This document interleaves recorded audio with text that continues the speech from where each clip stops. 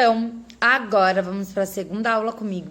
Ainda de português, agora a gente vai fazer da página 218 até a página 224, combinado? Ali na página 218, na página 219, 220, 221, vocês têm um textinho para vocês lerem. Então, vocês vão ler tudo com bastante atenção.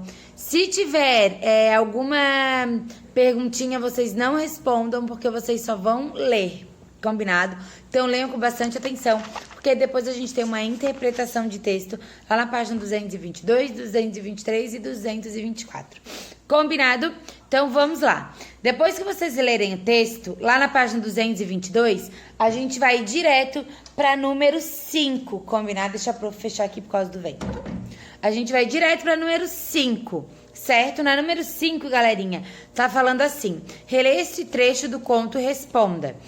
Nesse momento, o menino, que já se despedia da vida, viu aproximar-se dele um zumbi, carregando uma bandeja com algumas taças contendo um líquido vermelho que mais parecia sangue. Na letra A, em sua opinião, o que havia nas taças? Depois na B, no conto, o zumbi oferece comida estranha a Jonas. Você acha que elas eram reais? Explique. Vocês acham que aquelas comidas ali existem? Eu acho que não. E vocês?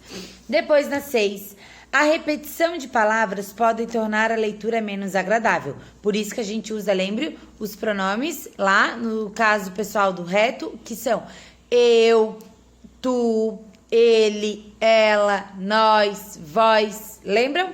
Por isso que existem os pronomes. Releia o conto e sublinhe as palavras usadas para evitar a repetição da palavra casa. Então, ali foi usada várias palavras no local de casa. Então, vocês vão ler e vão ver o que eles usaram no lugar de casa para não se tornar muito repetitivo. Quando a gente está num texto, a gente também pode, exemplo, trocar a palavra casa por ali no texto, exemplo, casarão, propriedade, mansão, ela. Então, prestem atenção, sublinhem todas essas palavrinhas. Depois, algumas expressões foram destacadas no conto. Qual é a função delas? Quando tem alguma palavra destacada, que ela está em negrito, ela está maior, qual é aquela função? De passar despercebido, chamar a nossa atenção, o que é? Escrevam. Depois, na 8, releia essa descrição detalhada da casa no conto Estranhas Reuniões. Então, ali vocês têm um pedacinho da história, desculpa, que vocês vão ler. E depois, na A, sublinhe a pergunta que aparece nesse trecho. Lembra? Sempre quando a gente vai fazer uma pergunta, a gente usa um tipo de ponto. Que ponto será que é esse? Então, prestem atenção, esse, quando tiver um ponto, vai ser a pergunta. Depois, a quem é feita essa pergunta? A quem que eles estão fazendo essa pergunta? A vocês? A alguém do texto? A quem? Depois, em um conto de suspense, por que é importante descrever os detalhes do ambiente? Por que quando eu for ler sobre um conto de terror, ou até mesmo de um conto de fadas, por que é importante estar lá? Era uma casa de doces, era uma casa escura, o quê? Ele chama o quê? A nossa atenção?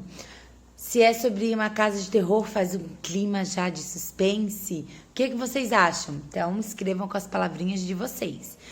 Depois da 9, os autores escolheram com cuidado as palavras para passar aos leitores as emoções que desejavam. Marque as expressões que mais poderiam fazer parte de um conto de suspense, de um conto de terror.